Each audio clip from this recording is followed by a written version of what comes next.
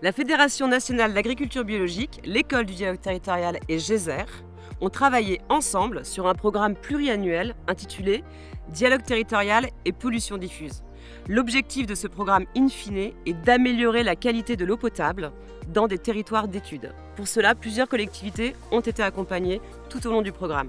Cette série de vidéos vous permettra de comprendre ce qu'est le dialogue territorial, ce qui s'est passé dans le cadre du programme et plus particulièrement sur 2 territoires qu'ont été la communauté de communes du Liancourtois et Bayeux Intercom.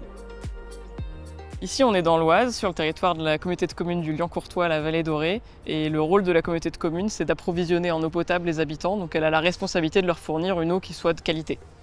L'eau qu'on va puiser dans la nappe phréatique, elle provient en partie du plateau agricole. Donc du coup, toutes les activités agricoles qui vont avoir lieu sur cette zone-là vont influer sur la qualité de l'eau. On a un contexte où on est en zone de grande culture avec majoritairement des céréales et des cultures industrielles qui sont produites. Donc quand je dis culture industrielle, ça peut être betterave ou aussi des oléagineux comme le colza. Le dialogue territorial, pour nous, ça a été une méthode de concertation qu'on a utilisée pour se doter d'un plan d'action partagé sur le territoire en matière de protection de la ressource en eau de manière générale. On a mis autour de la table tous les acteurs qui étaient concernés de près ou de loin par le sujet eau et agriculture. Notre problématique, c'était comment préserver l'eau tout en développant les capacités d'adaptation de l'agriculture. Et à partir de là, on a fait émerger des enjeux, des actions à mettre en place et on s'est doté d'une gouvernance claire et partagée. Nous sommes engagés dans le dialogue territorial parce que nous avions un plan d'action datant de 2013 qui n'était pas du tout adapté aux besoins de notre bassin d'alimentation de captage et qui avait été élaboré de façon classique par un bureau d'études et pas du tout partagé. Donc très compliqué à le mettre en œuvre. Et on a saisi l'opportunité d'un accompagnement sur le dialogue territorial pour réussir à mettre tous les acteurs autour de la table, être accompagnés sur la bonne méthodologie de comment on fait communiquer des gens qui de prime abord n'ont pas d'atomes crochus et pour avoir une bonne entente entre nous tous, identifier bien les besoins de chacun.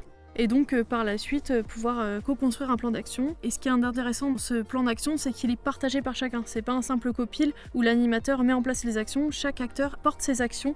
Et ça c'est hyper intéressant, ça fait vraiment des réunions très riches. Il y a une préparation qui est assez longue et qui ne se voit pas forcément, c'est de cadrer le dialogue. Donc en fait, on va se poser la question, nous, en interne à la collectivité, qui on va associer, quelles instances de gouvernance on va mettre en place, qui prend les décisions, et c'est important de le faire bien en amont, parce qu'ensuite, quand on va rencontrer les partenaires sur le territoire, il faut qu'on puisse leur dire, typiquement, qui va prendre les décisions de manière transparente, quel est le rôle de chacun, ceux qui sont en apport de connaissances, en apport d'idées, en apport d'informations, en mise en œuvre des actions. Une fois que ce cadrage est mis en place, il y a une longue phase d'entretien individuel, avant ensuite de mettre en groupe les gens et de les faire travailler collectivement.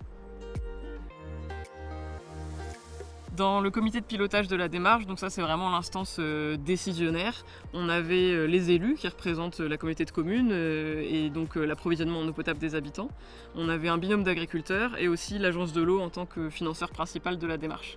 Et ensuite ce comité de pilotage est inclus dans un groupe plus large qui est le groupe de concertation, en fin de compte le groupe de dialogue territorial en tant que tel.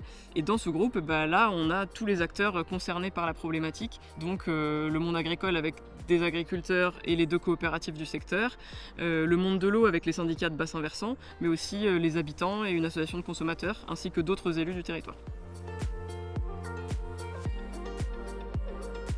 Alors mon rôle, c'était déjà d'avoir un objectif, l'objectif de la communauté de communes, qui était celui de la préservation de l'eau. Donc c'était de mettre autour de la même table tous les acteurs locaux, d'avoir leur ressenti et d'avoir leurs difficultés. Moi personnellement, ça m'a appris beaucoup de choses. Et on a pu ainsi co-construire différentes actions pour justement préserver la qualité de l'eau, qui est une denrée très rare maintenant.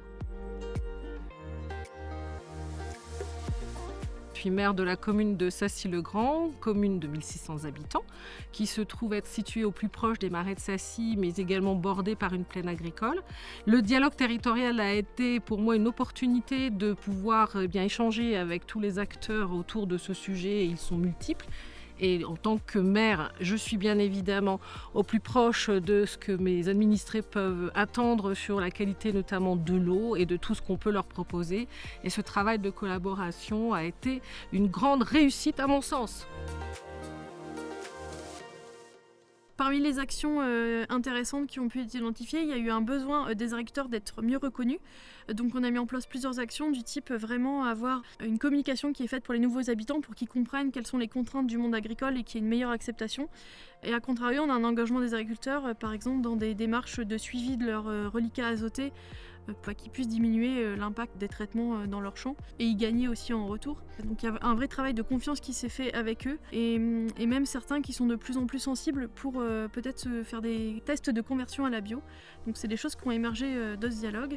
Dans les dernières mesures, il y a aussi un PAT qui a pu émerger parce qu'on a vraiment pu identifier le besoin d'avoir une continuité des débouchés agricoles pour leur permettre de changer leurs pratiques. Suite au dialogue territorial et concernant les enjeux de l'eau, donc j'ai modifié mes pratiques en faisant des couverts végétaux toute l'année, en amenant des composts régulièrement tous les ans. J'ai implanté, ça fait une douzaine d'années, mais du miscanthus qui permet d'avoir une autre source de revenus. Et ensuite, j'ai implanté des haies pour favoriser les auxiliaires.